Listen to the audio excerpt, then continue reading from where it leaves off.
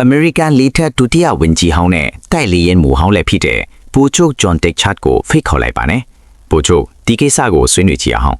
ဥပမာအားဖြင့်အီရန်သမ္မတက UAE ကိုတိုက်ခိုက်ခဲ့တာတွေအတွက်တောင်းပန်ပါတယ်လို့ပြောနေပေမဲ့တိုက်ခိုက်မှုတွေကတော့ဆက်ဖြစ်နေတုန်းပဲဒါကအီရန်ရဲ့အမိန့်ပေးစီခိုင်းမှုစနစ်တပေါ်ဘယ်လိုတက်ရောက်မှုရှိနေလဲကြောင့်ဒီပဋိပက္ခစတင်ကြတဲ့ကသူတို့ရဲ့အမိန့်ပေးစီခိုင်းမှုစနစ်တွေကိုကျွန်တော်တို့တိုက်ခိုက်ခဲ့တာသိထားပြီးသားပါဒါပေမဲ့အခုချိန်မှာဒီဟီရန်အနေထင်းချိုနိုင်စွမ်းမရှိတော့တာလားဒါမှမဟုတ် IRGC ခေါင်းဆောင်တွေကသူတို့တည်ထားတဲ့အမိန့်အတိုင်းပဲ Datman Switch လိုမျိုးတရားချင်းစီစက်တိုင်နေတာဆိုတာကတော့မသိချသေးပါဘူးကျွန်တော်အမြင်ကတော့နောက်ဆုံးအချက်ဖြစ်ဖို့များပါတယ်ဒီဟီရန်နဲ့အဆက်ဖွဲ့ပြတ်နေတဲ့အချိန်ကသူတို့ရဲ့ IRGC တပ်ဖွဲ့တွေကတဖွဲ့ချင်းစီအလိုက်ကိုယ်တိုင်ဆုံးဖြတ်ပြီးတိုက်ခိုက်နေကြတာလို့ထင်ပါတယ် Straits of Hormuz ရဲ့အခြေအနေကတော့ဘယ်လိုရှိလဲအီရန်ကဒီရေလက်ကြားကိုပိတ်ပြတ်မယ်လို့ချင်းချောက်ခဲ့ပေမဲ့သူတို့မှရေတက်မရှိတော့ဘူးလေတကယ်တော့ပိတ်နိုင်ပါမလားကြောင့်သူတို့မှာပဲထင်းတုံးကြီးတွေ cruise တုံးကြီးတွေရှိနေသလိုအရေးကြီးဆုံးကတော့ဒရုန်းတွေရှိနေတာပါတယ်ဒါတွေက Straits of Hormuz ကိုဖြတ်တန်းတဲ့သင်္ဘောတွေကိုချင်းချောင်နိုင်ပါတယ်အခုချိန်မှာသင်္ဘောတွေကဘေးကင်းဖို့အကွက်မဖြတ်တန်းကြသေးပဲသမ္မတ Trump စီကနေ American အလံတင်ခွန်းတာမှမဟုတ် American ကလုံခြုံရေးလိုက်ပေးမဲ့ကတိမျိုးကိုစောင့်နေကြတာထင်နိုင်ပါတယ်ဒါပေမဲ့အခုချိန်မှာတော့ဒီဒရုန်းတွေနဲ့တိုက်ခိုက်ခံနိုင်တဲ့အန်ဒီယေကတင်ရေလက်ချရဲ့သွာလာမှုကိုရပ်တန့်စေနေတာပါ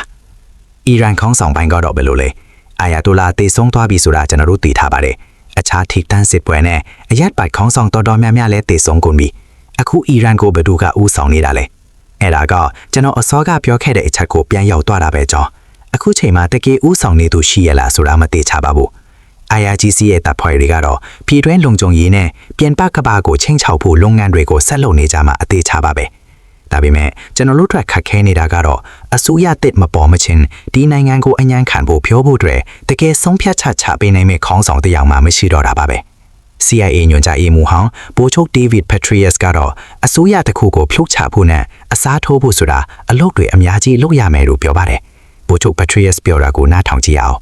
အကယ်၍စစ်တပ်ခေါင်းဆောင်ကစနစ်တကျရှိတဲ့ဌာနချုပ်တွေလက်နက်ကိုင်တပ်ဖွဲ့တွေနဲ့အတူပါမလာဘူးဆိုရင်ဒီအစိုးရကိုဖြုတ်ချဖို့ကမဖြစ်နိုင်တဲ့လောက်ပါပဲဒါပေမဲ့ Azari, Baluch နဲ့ Sunni လိုမျိုးလူနည်းစုတွေကတော့သူတို့နေမြေတွေမှာလက်နက်ကင်တောလန်တာမျိုးရှိလာနိုင်ပါပဲဒါပေမဲ့ဒါကဒီဟီရန်ကအစိုးရကိုဖြုတ်ချနိုင်မလားဆိုတာကတော့မသိနိုင်ပါဘူးအီရန်ပြည်သူတွေသူတို့အစိုးရကိုပြန်တိုက်ယူစေချင်တဲ့တို့တမထကပြောပေမဲ့ပြည်သူတွေမှာက AK-46 လိုလက်နက်တွေမရှိကြဘူးလေကြောင့်အစိုးရကိုဖြုတ်ချဖို့နီးလန့်နှစ်ခုပဲရှိပါတယ်တခုကအစိုးရတွေကနေအမေရိကန်ရဲ့အကျိုးစီးပွားကိုလိုက်လျော်မဲ့သူတယောက်ပေါ်ထွက်လာဖို့ဒါမှမဟုတ်အပြင်ကအတိုက်ခံအဖွဲ့အစည်းတစ်ခုရှိဖို့ပါဗိုလ်ချုပ် Petraeus ပြောတာမှန်ပါတယ် Cuts တွေကလွဲရဲ့အခြားအတိုက်ခံအဖွဲ့တွေကလေ့ကျင့်မှုမရှိစူးစီးမှုမရှိသလိုလက်နက်လက်မရှိတော့ပြည်တွင်းလုံခြုံရေးကောင်းရှိနေတဲ့အစိုးရကိုဖြုတ်ချဖို့ခက်ပါတယ်ဒါပေမဲ့အမေရိကန်နဲ့အစ္စရေးရဲ့တိုက်ခိုက်မှုတွေကပြည်တွင်းလုံခြုံရေးစခန်းတွေကိုပိုဦးတည်လာမယ်လို့ကျွန်တော်ထင်ပါတယ်အဲ့ဒီလိုဖြစ်လာရင်တော့အတိုက်ခံတွေဒါမှမဟုတ်မြောက်ဘက်က Cuts တွေအခွင့်အရေးရလာနိုင်ပါတယ်လေတပ်ပို့ချုပ်ဂျွန်တေချာဖြစ်ပါတယ်ပို့ချုပ်ကျေးဇူးတင်ပါတယ်ကျေးဇူးပါဂျွန်ဟေးကျွန်တော်ရှောင်းဟန်နတီပါ New Update Daily ရဲ့ YouTube စာမျက်နှာကို Subscribe လုပ်ထားဖို့မမေ့နဲ့ဘူးနော်တခြားဘယ်မှာမှမရနိုင်တဲ့အကောင်းဆုံး interview တွေနဲ့ခွဲခြားစိတ်ဖြာချက်တွေကိုဒီမှာပဲရနိုင်မှာပါ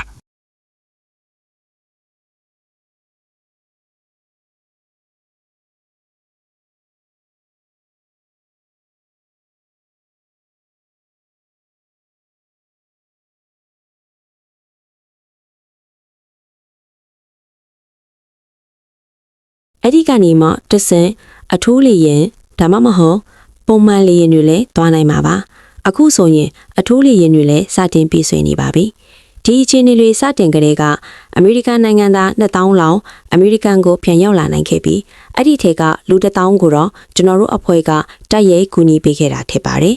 အထူးကပြောချင်တာကတော့အရှိအလဲပိုင်းမှာရှိနေပြီးပြန်ချင်တဲ့အမေရိကန်နိုင်ငံသားတွေရှိရင်ဖုန်းနံပါတ်1202-541-4444ကိုဆက်သွယ်ပေးပါကျမတို့ကတော့ခင်ဗျားတို့ကိုအိမ်ပြန်ပို့ပေးဖို့24နာရီပတ်လုံးအလုပ်လုပ်နေပါတယ်တော်မီကျမတို့ဒီဖုန်းနံပါတ်ကိုဖန်သားပင်ပေါ်မှာလေးပြထားပါတယ်ဒါဟာလူတိုင်းအတွက်သတိပေးချက်ကောင်းတစ်ခုပါပဲဒီအထူးလေရင်တွေအတွက်လူတွေကပိုက်ဆံပေးရသလားဟင်မပေးရပါဘူးဒီလေရင်တွေကအမေရိကန်နိုင်ငံသားတွေအတွက်အခမဲ့ပါဒါကြောင့်စာရင်းပေးသွင်းကြပါကျွန်တော်တို့ကလူသူဦးချင်းစီအတွက် တင့်တော်မိခရီးစဉ်တွေကိုရှာဖွေပေးနေကြပါ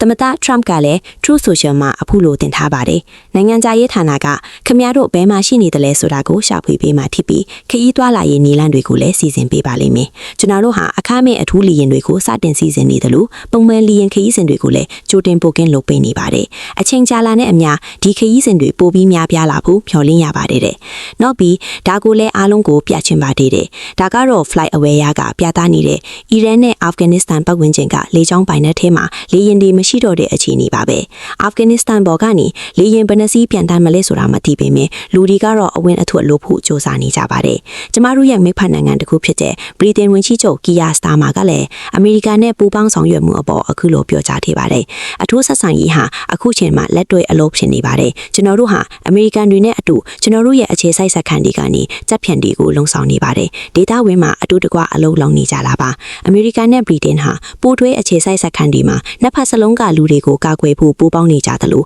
ထောက်လန့်ရေးသတင်းတွေကိုလည်းပုံမှန်အတိုင်း24နာရီပတ်လုံးပြောင်းဝေနေပါတယ်တဲ့ဒါဟာအထူးဆက်ဆံရေးပဲဖြစ်ပါတယ်တဲ့ဒါကိုကြည့်ချင်းအားဖြင့်ကျမတို့ငင်းခုန်စရာတွေရှိနိုင်ပြီမယ်တယောက်နဲ့တယောက်အဆင်ပြေအောင်နေပြီးအလုပ်တွေပြီးမြောက်အောင်လုပ်နိုင်နေဆိုတာတွေ့ရမှာပါ Politico သတင်းဌာနမှာတော့ Trump ရဲ့အမြင်သက်အမေရိကန်ဟာဥရောပကိုလိုအပ်နေပါသေးတယ်ဆိုတဲ့ခေါင်းစဉ်နဲ့ဖော်ပြထားပါတယ်အဲ့ဒီမှာအမေရိကန်ရဲ့အီရန်ပေါ်တိုက်ခိုက်မှုဟာ Atlantic ဖက်ချွန်ဆက်ဆံရေးကိုထိခိုက်စေခဲ့ပြီး Macron, Starmer နဲ့ Sanchez တို့က Trump ရဲ့စစ်ပွဲကိုထောက်ခံမှုညှင်းဆန်နေကြတယ်လို့ရေးထားပါတယ်ဒါကလုံးဝမှန်ကန်တယ်လို့တော့ကျွန်မမထင်ပါဘူးစပိန်ကလွယ်ရင်ကျန်တဲ့နိုင်ငံတွေရဲ့ထောက်ခံမှုရှိနေတယ်လို့ခန်းစားရပါတယ်ဟုတ်ကဲ့သမ္မတ Trump နဲ့ဝန်ကြီးတို့ကဒီအကြောင်းကိုပြောပြပါပြီနိုင်ငံခြားရေးဌာနရဲ့အမြင်ကနေပြောရရင်တော့ကျမတို့ရဲ့အဓိကအာရုံစိုက်မှုကဒေတာဝင်မှာအကူအညီလိုအပ်နေတဲ့အမေရိကန်တွေကိုကူညီဖို့ပါပဲအိမ်ပြန်ခြင်းနဲ့ဘယ်အမေရိကန်နိုင်ငံသားမှအထူးကြမနေစေရပါဘူးကျွန်တော်တို့ကခင်ဗျားတို့အတွက်24နာရီပတ်လုံးရှိနေမှာပါအမေရိကန်ကိုပထမအမေရိကန်နိုင်ငံသားတွေကိုပထမဆိုတဲ့မူဝါဒနဲ့ခင်ဗျားတို့အကူအညီလိုရင်အိမ်ပြန်ရောက်အောင်24နာရီပတ်လုံးစ조사ပေးသွားမှာပါ